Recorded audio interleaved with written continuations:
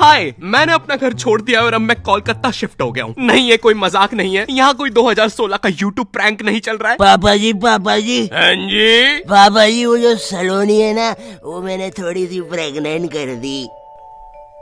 Prank पापा जी prank है। मैंने अपनी लाइफ में कभी सोचा भी नहीं था कि मैं कोलकाता आऊंगा। भाई, मुझे कोलकाता के बारे में बस रविन्द्रनाथ टैगोर जी के बारे में पता था। कितने महान आर्टिस्ट थे यार वो। उनके जमाने में भी लोग ऐसे तुच्छ से कमेंट करते थे क्या? रविन्द्रनाथ टैगोर जी, आपकी रीसेंट कविता में तो मजा ही नहीं है। मेरे को लगता पहले ही आप बढ़िया कर रहे थे, अब तो पता नहीं क्या है। सही सही बोलूं तो वी वांट ओल्ड आरएनटी जी में। बाकी आई एम अनसब्सक्राइबिंग फॉर नाउ। यही चीज होती है जब मैं भी कुछ नया ट्राई करने जाता हूँ। कुछ लोग आ जाते हैं, we want old not your type back, old not your type दो ना।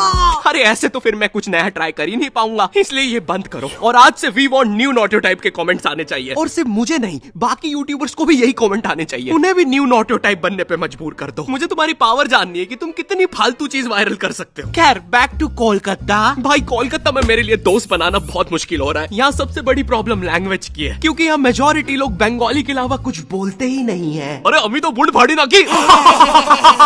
क्या बात हो रही है? और अगर तुमने इनके सामने हिंदी में बात कर ली, हाँ, क्या बात हो रही है? तो ये तुम्हें ऐसी नजरों से देखेंगे जैसे तुमने क्या ही बोल दिया हो। ऐसे गूंजते हैं तुम्हारे हिंदी के वो नापाक शब्द। क्या बात हो रही है? अरे ऐसे तो मैंने बोला भी नहीं था। और पहले ये लोग नॉर्मल सर्कल में बात कर रहे थे। जैसे मैंने मुंह खोला तो फुटबॉल टीम जैसा डिस्कशन होने लग गया। अरे इतना बाहर का कौन फील करवाता है यार। ये लोग मेरे सामने झुक के मेरी कैसे मार रहे हैं। और एक तो कोलकाता में लैंग्वेज के कारण मेरे इतने पैसे उड़ रहे हैं। भाई, मुझे कोई भी आके स्कैम कर लेता है। मुझे 20 रुपए की चीज 200 में बेची जा रही है। फॉरेनर जैसा स्कैम हो रहा हूँ मैं यहाँ पर। बंगाली सीखना छोड़ो, यहाँ फॉरेनर जैसा स्कैम होते होते मेरी हिंदी भी खत्म होते जा रही है। मैं दुकानों पे अब सामान ऐसे मांगता हूँ। नमस्ते भैया, ये कितने का बेच रहे? थोड़ा ठीक ठीक स्कैम करिएगा। हमेशा आपके यहाँ से ही स्कैम होते हैं। वैसे भैया, आपने उस फॉरेनर को क्यों स्कैम नहीं किए? अरे क्योंकि वो फॉरेनर नहीं, बिहारी है, वो हमें स्कैम करते हैं। और एक तो मैं जब से कोलकाता आया हूँ, मुझे पता नहीं क्यों मेरे मध्य प्रदेश के दोस्त कॉल करके अजीब अजीब सी चीजें बताते रहते हैं। ओ भाई, तेरे को पता है अपने सन्नी की बहन विकास के साथ भाग गई? हाँ क्या? अरे लेकिन अपने सन्नी ने दोनों को ढूंढ के पलटा दिया रातों रात। जेल में अभी सन्नी? ये बात कर। एक सेकंड, जेल? ए कोलकाता है मजे, नहीं तो हमको देखो ये जेल में मिक्सचर नमकीन खा रहे रोटी के साथ। ले रही है मिक्सचर भी एक्सपायरी करनी है, इतनी खाना, इज्जत ही नहीं भाई की। और तू देखना रे बाबा, कोलकाता में बालों से जादू हो जाते हैं। नहीं तो अपने चाचा जी लंगड़े हो गए थे, लेकिन अपने चाचा जी की तो बाल ही नहीं थे। अरे तो झाट उखाड़ लियो कि मेरे को क्या पता रे, भूख लग रही इधर की जगह। ला रे वो करनी है एक्सपायरी मिक्सचर, खा पी के खत्म करूँ। और भाई, कोलकाता का मौसम, यहाँ इतनी सी बारिश होती नहीं है, पूरा कोलकाता डूब जाता है। और फिर उस डूबे हुए कोलकाता में करंट भी फैल जाता है। न्यूज में आ रहा है पानी में करंट फैल जाने के कारण हुई 25 मौतें। मुझे लगा 25 लोग मर गए। फिर मैंने नाव से जाके देखा तो पता चला मरा एक ही बंदा था। वो बस बार बार पानी में झटका खा के जिंदा हो जा रहा था। तो टेक्निकली वो एक ही बंदे की 25 मौतें हुई है। और भाई, कोलकाता में एक तो इतनी पतली पतली गलियां है। यहाँ मैं लड़ाई जीतने के बाद भी पतली गली से निकल के आता हूँ। एक तो जो मुझसे हारा है वो साला मेन रोड पे रहता है, तो अब वो वहाँ चौड़ा हो रहा है। बहुत मारा साले ने, लेकिन पतली गली से गया है। इतनी पतली पतली गलियां, एक से ज्यादा आदमी होने पर स्पाइडरमैन बनना पड़ता है। सुबह सुबह आंटियां दोनों टांगों से चिपक के सब्जियां ले रही होती है। भैया जरा ठीक ठीक लगाओ ना। अरे भाभी पहले नीचे तो उतरो। अरे निंजा, अरे मैं हूँ। अरे क्या सलीमा भाभी डरा देते। सीधा सीधा रिया कर, अपने मर्द को बुलवा के तेरी माँ बहन करवा दूंगी। ए सलीमा, नीचे उतर, चल अंदर। माफी चाहूंगा भाई साहब, आपसे तहे दिल से माफी चाहूंगा। प्लीज हो सके तो हमें माफ कर दीजिएगा। और इतनी पतली गली होने के बाद भी आखिरी में कोई ऑल्टो फंसा के चला जाता है। कैसे? किसी को नहीं पता।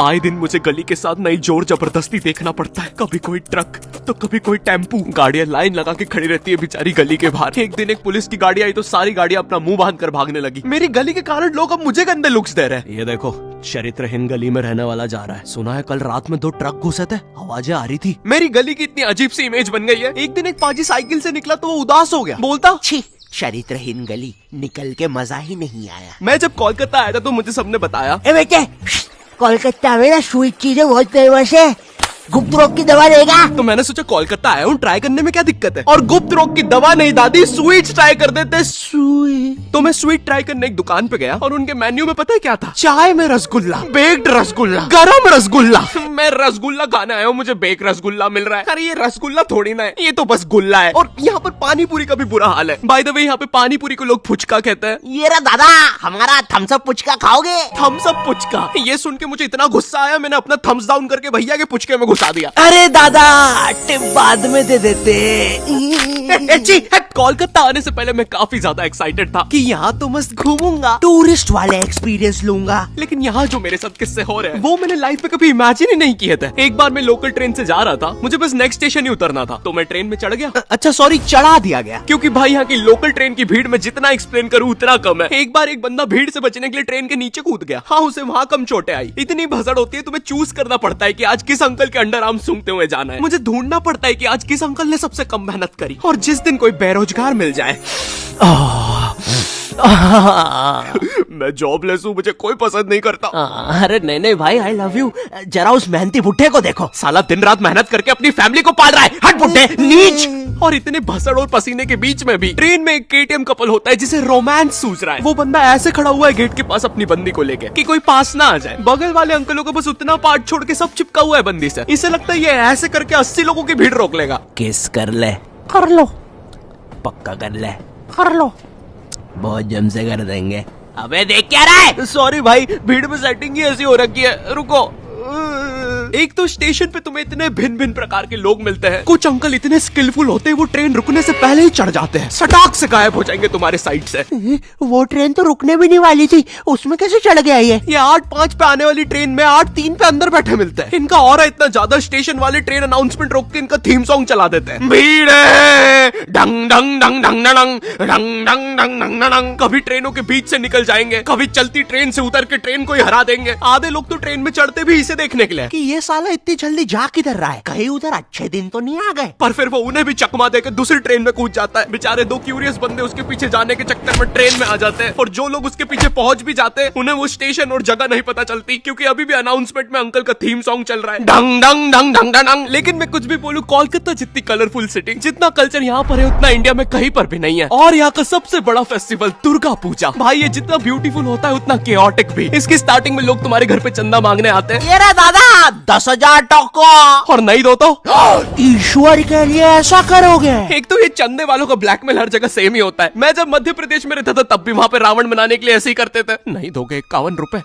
तो फिर कैसे चलेगा हमारा बेचारा रावण। लोग कहते हैं रावण में अहंकार था, हमारे वाले की आंखों में शर्म है। 10 के 10 सर झुक गए भाई। तुमने वार्ड नंबर 17 का रावण देखा है? देख के लगता है उसकी लंका होगी, और हमारा वाला ऐसा लगता है इसकी लंका किसी ने लगा दी होगी। लग रहा कूटा है भाई इसको तो। देखो भाई प्लीज 51 रुपए दे दो। वो वार्ड नंबर 17 वाले हमारा रावण ले जाने बोल रहे हमारे रावण को तीर बना के छोड़ेंगे उनके रावण पे। यहाँ पर दुर्गा पूजा के दिन पंडाल कॉम्पिटिशंस भी होते हैं, और जो भी पंडाल कॉम्पिटिशन में जीतता है उन्हें पता है ग्रैंड मास्टर का ग्रैंड सल्यूट मिलता है।